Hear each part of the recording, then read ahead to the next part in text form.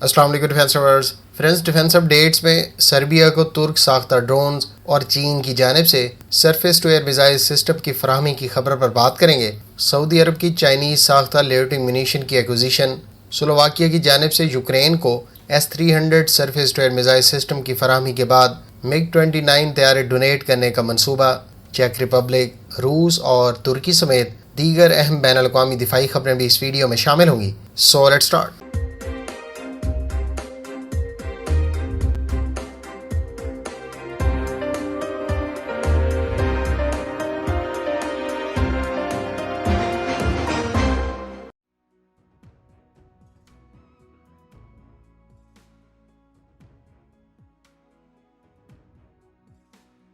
ترکی کی ان meant ground vehicle, جس کو FNSS نے تیار کیا ہے، وہ بہت جلد ترک آرم فورسز کی سروس میں شامل کر دی جائے گی۔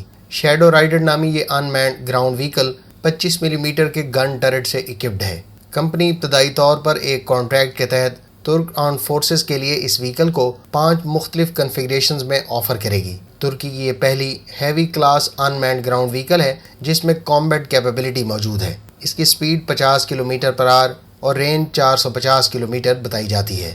اس وہیکل کو ریموٹ کنٹرول 25 ملی میٹر گن ٹرٹ، میزائلز اور دیگر سرویلنس اکوپمنٹ کے ساتھ آفر کیا جا سکتا ہے۔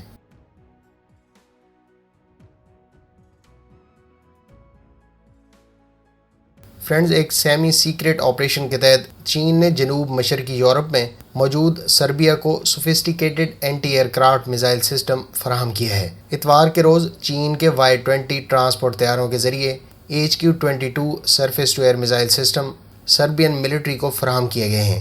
اس سسٹم کے بارے میں میڈیا سورسز کا دعویٰ ہے کہ یہ 120 کلومیٹر سے لے کر 170 کلومیٹر کی رینج اور 27,000 میٹر کی بلندی پر ایریل تھریٹس کو انٹرسیپٹ کر سکتا ہے۔ سربیا اس Chinese surface to air missile system کا پہلا یورپین کسٹمر ہے۔ کچھ ڈیفنس ایکسپرٹس اس میزائل سسٹم کا امریکی پیٹریاٹ اور رشین S-300 سے موازنہ کرتے ہیں، لیکن یہ S-300 کے نئے ورژن سے کم رینج رکھتا ہے۔ واضح رہے کہ اس سے پہلے چین سربیا کو JF-17 تھنڈر بھی آفر کر چکا ہے۔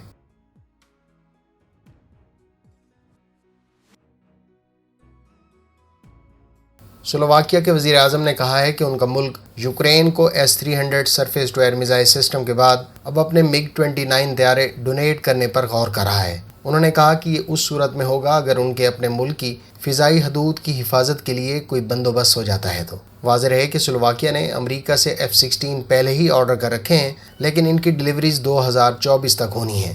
دوسری جانب گزشتہ ہفتے سلوواکیہ نے اپنے زیر استعمال S-300B surface to air missile system Ukraine کو ڈونیٹ کیا تھا۔ اس کے متبادل کے طور پر امریکہ نے اپنا Patriot surface to air missile system Slovakia تعینات کرنے کی حامی بھی بھری تھی۔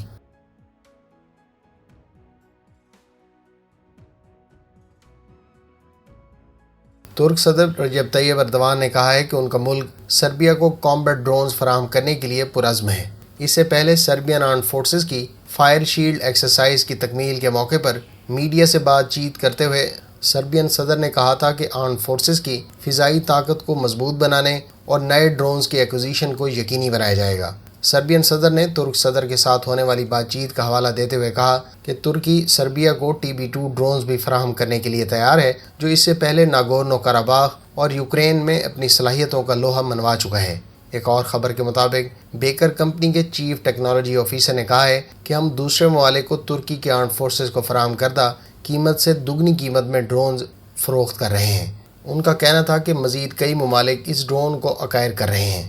یاد رہے کہ سربیا نے آج سے کچھ عرصہ پہلے JF-17 تھنڈر اور پھر بعد میں 12 فرینچ رفال طیاروں کی ایکوزیشن میں بھی دلچسپی کا اظہار کیا تھا۔ اس سے پہلے سربیا سوویت ایرا کے MiG-29 اور MiG-21 طیارے استعمال کر رہا ہے۔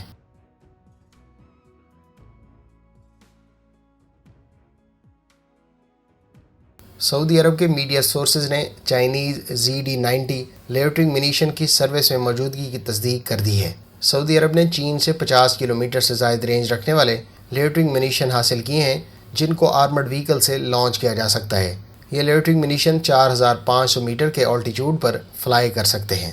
اس کا وار ہیڈ 3 کلوگرام وزنی ہے۔ اطلاعات کے مطابق 20 ڈرون سوارمنگ صلاحیت کے ساتھ ایک ہی وقت میں فلائی کرنے کی کیپیبلٹی رکھتے ہیں۔ فرینڈز اگر آپ لوئٹنگ منیشن کی افادیت سے متعلق جاننا چاہتے ہیں تو ڈیٹیل ویڈیو کا لنک ڈسکرپشن میں موجود ہے۔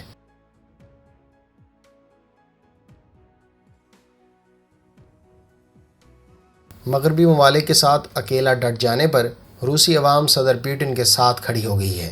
تازہ ترین سروے سے پتہ چلتا ہے کہ روس کے باشندے اپنے صدر پر یوکرین کے آپریشن سے پہلے 67.2% اعتماد کرتے تھے، جو اب بڑھ کر 81.6% ہو گیا ہے۔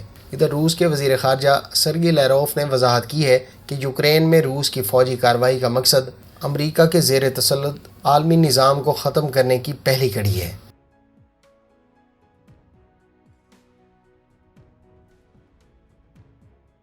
دنباس ریجن میں نائٹرک ایسڈ پلانٹ میں دھماکے سے پورا شہر لرز اٹھا ہے۔ دھماکے کے بعد آسمان پر نارنگی رنگ کے بادل چھا گئے ہیں اور شہریوں کو سانس لینے میں شدید مشکلات پیش آ رہی ہیں۔ پلانٹ میں دھماکے کی وجوہات ابھی تک سامنے نہیں آ سکیں۔ ادھر امریکی صدر نے کہا ہے کہ صدر پوٹن کو اپنے جنگی جرائم کا جواب دینا پڑے گا۔ انہوں نے مزید کہا کہ جو کچھ یوکرین میں ہو رہا ہے وہ روس کے خلاف جنگی جرائم کی طویل فہرست ہے اور امریکہ روس پر مزید اقتصادی پابندیاں عائد کرے گا۔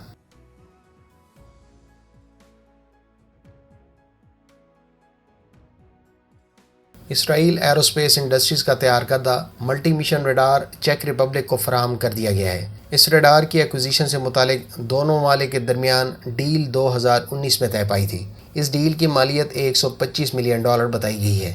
اس ریڈار کی زیادہ سے زیادہ رینج 470 کلومیٹر ہے، جبکہ چیک ریپبلک نے ٹوٹل 8 ملٹی مشن ریڈار اسرائیل سے آرڈر کیے ہیں۔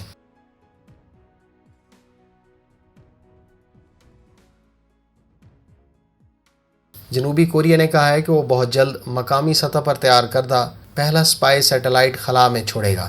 اسپیس ایکس کا استعمال کرتے ہوئے اگلے سال فالکن 9 راکٹ کو خلائی مدار میں بھیجا جائے گا۔ ساؤتھ کوریا ٹوٹل 4 800 کلوگرام وزنی سیٹلائٹس خلا میں بھیجے گا، جن کو انفراریڈ سینسرز اور سنتھیٹک اپرچر ریڈار سے اکوپ کیا گیا ہے۔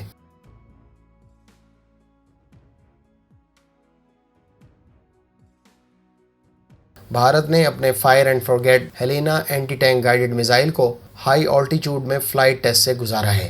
اطلاعات کے مطابق advance light combat helicopter سے اس میزائل کو ٹیسٹ کیا گیا ہے۔ اس میزائل کی رینج 6 کلومیٹر بتائی گئی ہے اور یہ ایک 3rd generation anti tank guided missiles میں شمار ہوتا ہے۔ فرینڈز، یہ تھیں آج کی ڈیفنس اپڈیٹس۔ امید ہے اس ویڈیو سے آپ کی معلومات میں اضافہ ہوگا۔ ملتے ہیں نیکسٹ ویڈیو کے ساتھ۔ اپنی دعاؤں میں یاد رکھیے گا۔ اللہ حافظ۔ پاکستان زندہ باد۔